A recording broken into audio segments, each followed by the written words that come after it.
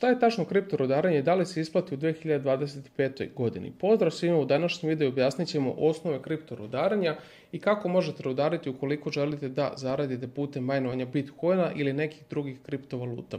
Pre svega, šta je tačno kriptorudarenje? Najprostijim rečima rečeno, kriptorudarenje je proces zahtevanja i validacije blockchain transakcija.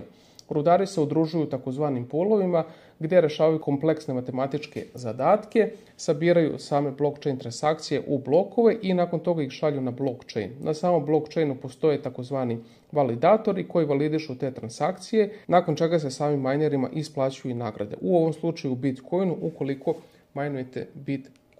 Svakako da je Bitcoin najpoznatija kriptovaluta koja se majnuje, a Bitcoin se majnuje putem konsensus algoritma pod nazivom POV, odnosno Proof of Work. Ovo je mehanizam koji je kreiran od strane Satoshi Nakamotoa 2008. godine i predstavljen u samom Bitcoin white paperu. Što se tiče samog majnovanja Bitcoina, koji je tačno proces? Ono što prvo treba odraditi je kupiti sam takozvani rig. S obzirom da se radi o Bitcoinu, najpoznatiji su ASICS-ovi rigovi koji se koriste za majnovanje samoga Bitcoina. Nakon što ste odlučili da želite da kupite rig, bit će pre svega potrebno naravno proračunati kolika će biti potrošnja same električne energije i potencijalni profit. Što se tiče električne energije, možete okvirno izračunati koliko bi vaš rig trošio. Sve što je potrebno da uradite, da pogledate prosječnu količinu potrošnje električne energije takozvanog riga u kWh, tu količinu pomnožite sa 24 i onda tu količinu opet pomnožite sa 30. Ovom metodom dobit ćete količinu kWh koju bi vaš rig trošio svakoga meseca. Ovo je dakle okviran broj. Nakon toga vidjet ćete cenu električne energije u vašoj zemlji po kWh i naravno to pomnožiti. Ovo je okvirna brojka kako možete izračunati koliko bi vaš rig trošio na mesečnom nivou. Što se tiče profita samoga majnovanja, oni su nešto kompleksni. Treba naravno izračunati ovdje potrošnju same električne energije, cenu samoga riga i naravno cenu kriptovalute, odnosno Bitcoina u momentu kada dobijete sam Bitcoin.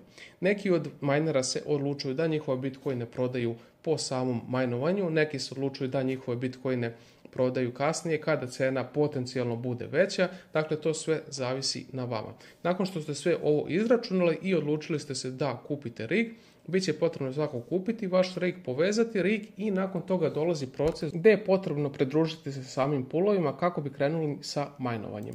Evo nas sada na sajtu Mining Pool Stats gdje možete naći informacije o samim poolovima. S obzirom da bi majnovali u ovom slučaju Bitcoin, mi ćemo kliknuti na Bitcoin i ovdje ćemo vidjeti neke od najvećih i najpopularnijih poolova. Ovdje možete vidjeti same informacije o pool fee-u, ovdje imamo čak i Binance pool, dakle možemo vidjeti da je kod Binance 4% sam pool fee, možemo vidjeti količinu minera koji su se pridružili samom poolu i još neke informacije.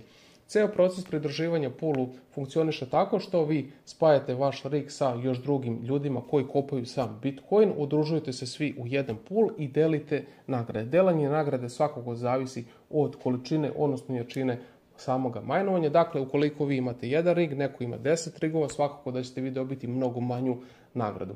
Nakon što ste dobili samu nagradu, svakako proces nakon toga je na vama da prodate te kriptovalute i ostvarite profit ili kao što sam rekao da sačekate neki drugi trenutak. Ovo su dakle osnove koje je potrebno da znate kako tačno funkcioniše dakle Bitcoin mining i kako možete krenuti sa samim miningom.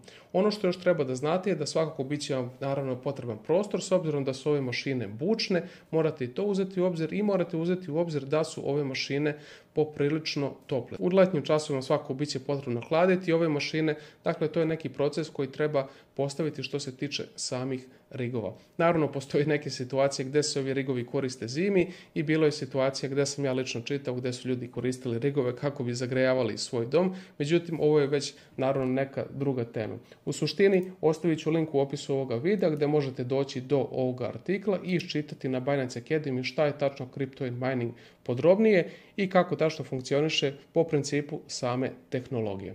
Ovo je bio osnovni video, a mi se vidimo u nekom od budućih videa. Pozdrav!